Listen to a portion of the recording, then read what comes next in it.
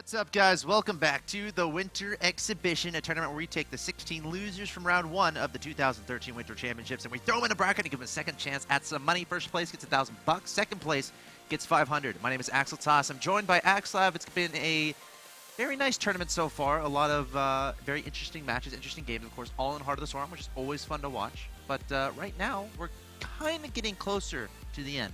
That's right. We're now in the quarterfinals. We've seen a lot of great players play. More than half the competitors have been eliminated already. So we're down to basically the last 7 players are here today.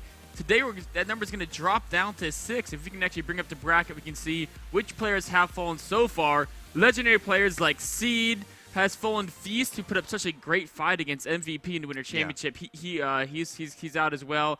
I mean, there's so many great players here. Baby Knight losing to Huck, that was a great series as well. And today, actually, we're going to see Huck play again because right now, coming up, is going to be MarineKing versus Huck. Yeah, 7 players left in this tournament. Sase Hero, MarineKing, Huck, and, of course, Bly is going to be playing the winner of these two. And it's going to be a PVT, and I feel like this is a match everyone has been looking forward to. Of course, MarineKing was the first one to play. He was our first match against Seed. He performed pretty well. If you missed that series, definitely go check that out. That was one of the better ones. Especially Game 4. Yeah, especially Game 4. I think that was on Star Station. But we can see his win rates here. He's 74% against Protoss.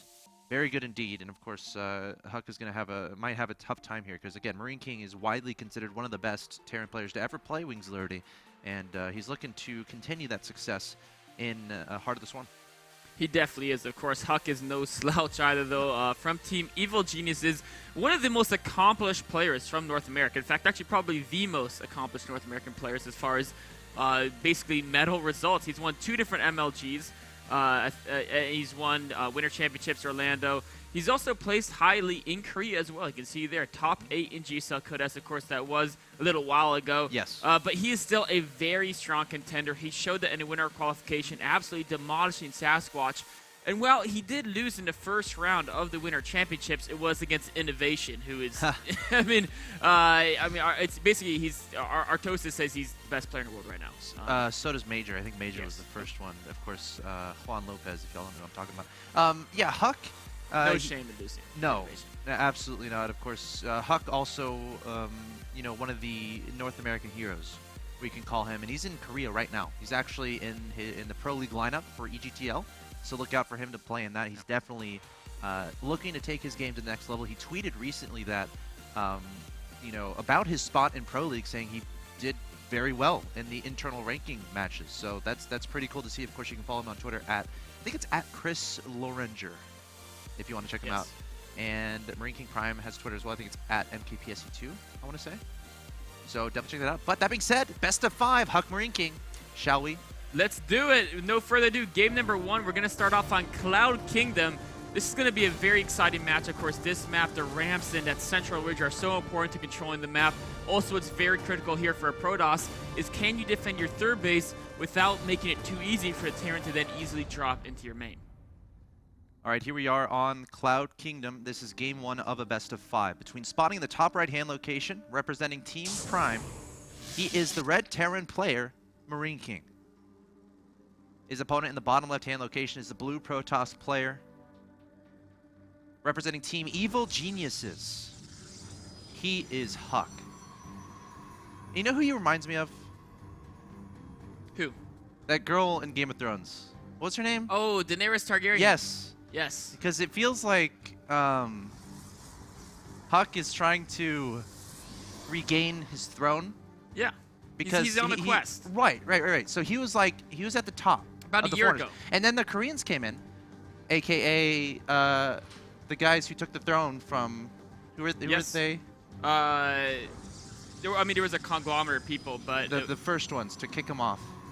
Whatever they were, those are the Koreans, right? They came the Baratheons, in, right? Say, yeah. So now Huck is going back over to Korea to train, and now he's assembling an army, and he's reinvading, trying to secure his name at the top of the world. And I think he's well on his way. He's been having some great results lately.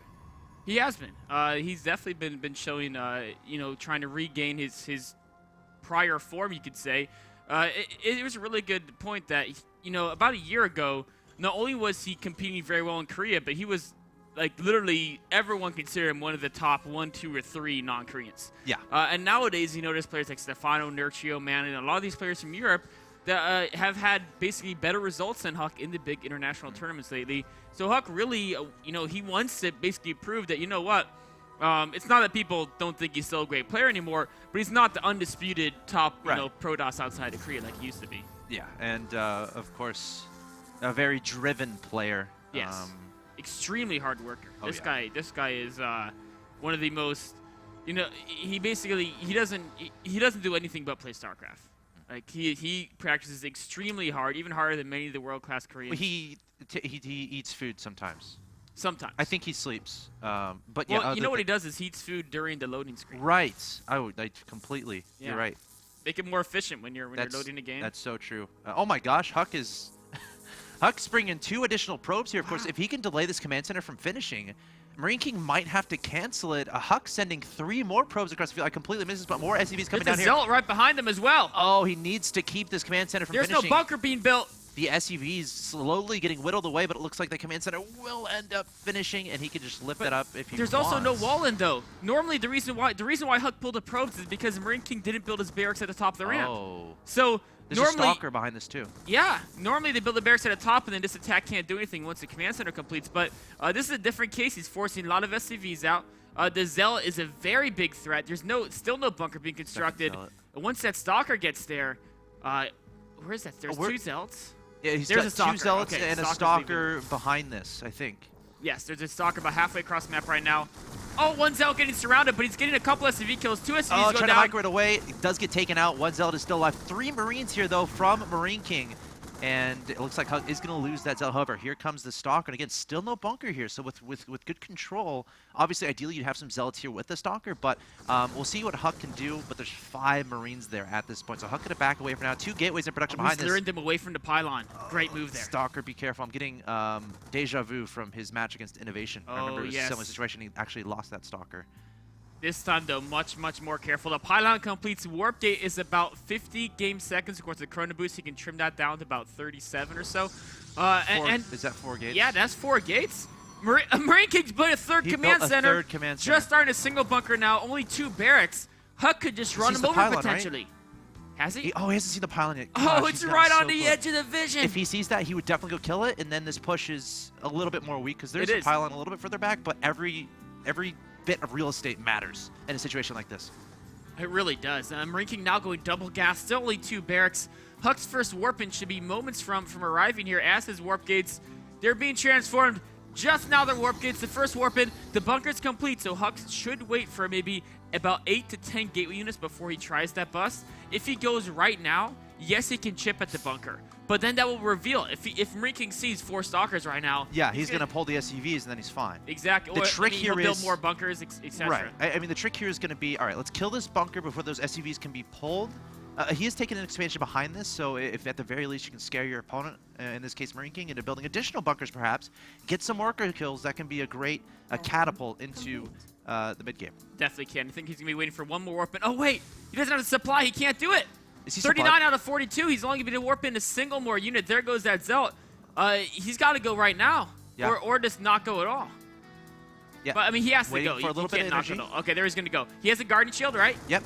I don't think so. He has not force quite, fields, not though. So he's going to target down the bunker. No SCVs being pulled just yet. MarineKing a little bit late there, and the bunker is going to be evacuated by the Marines, but Huck does not have enough to feel comfortable engaging the SCVs and the Marines. The sentry's getting targeted down. 1 sentry going down. Great force fields here from Huck, trying to micro away those stalkers, but MarineKing with great target firing, almost taking down that stalker. Still has a lot of Marines here to work with. The bunker trying to get made. It's about halfway from being complete. The sentry falls, and only a Zealot and 4 stalkers remain here from Huck, and a Marauder is now in the field.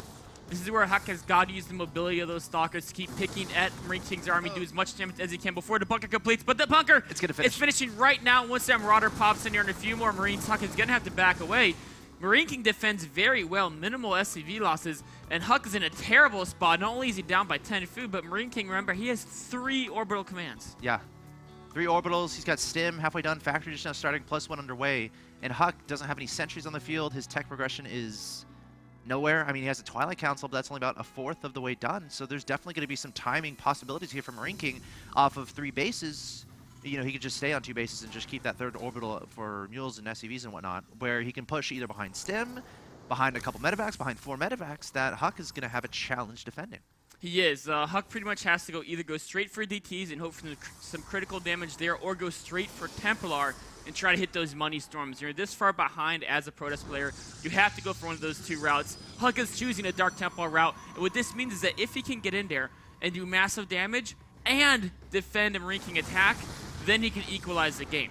But MarineKing, knowing that this is a high probability, will probably have a missile turret, or Deverities have enough walls. It's going to be very difficult for Huck to get in there and do damage against a player of MarineKing's caliber. Yeah, engineering bay is not going to be an issue, considering MarineKing already got that in, to start with his weapons upgrades. But the question is going to be, all right, can he get a turret down before those DTs arrive, and can he spot the pylons on his side of the map so that the DTs can't warp anywhere close to his bases, to where his workers are, and of course his important economy. We'll definitely keep an eye on that.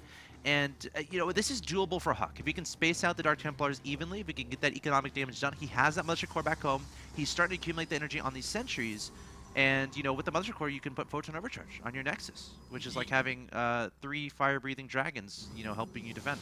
That's definitely a big benefit there. Almost with that 100 energy to use that Photon Overcharge. MarineKing is now on to retreat, just making sure there's no third base from Huck. He's going to go establish his own third. And right around now, he's got to be thinking, what is Huck doing? Huck, meanwhile, Dark Templar are being warped in right now with that proxy pylon. Very close to MarineKing's base. Oh, now he sees it now. He sees it. Yeah, of course. MarineKing's not going to miss something like that. The turret goes down. A full wall in. The DT cannot get in. It has to go back. MarineKing is going to be forced to lift that third, maybe for a bit. There's a scan. It's going to see both Dark Templars. One is going to sneak away, of course. Can he stop that turret? Stop the turret, Huck. Kill that turret, or kill SCV. Oh, the SCV hides on the other side of the turret. No, the turret is going to finish, and goodbye, Dark Templar.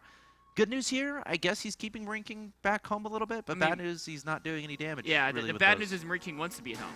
Yeah. He's got 3 bases, right? Yeah. Huck is only on 2. The worker count is, you know, MarineKing's up by 10 workers and 3 mules, so no inclination move out quite yet. Huck is now going to try to stop that third base, knowing if that stays up, he's in trouble. Oh, he's going to try to push. Force fields going down. The stim is activated here from MarineKing. He's going to pick up the units caught in front of the force fields, back him up with the Ignite Afterburners. And there's the GG from Huck. Just not enough MarineKing. Too much Marines and Marauders, and I think, of course, it looked like his +1 weapons upgrade was done. So yeah, he was working on armor. It was about 2/3 done as well. So that game, I mean, I think Huck played it admirably from that start, but you know, one thing that really is a big question, he really tricked MarineKing very well to build, but he didn't get that extra pylon, so he couldn't warp in a single Zell. If he had 3 more units when you first hit that bunker, it could have been a world of difference. Yeah. I mean, 3 more units there, it could result in something like 10, 15 more SCV kills, because if you can all of a sudden whittle the Marine count down, then with your warp-ins, they can't defend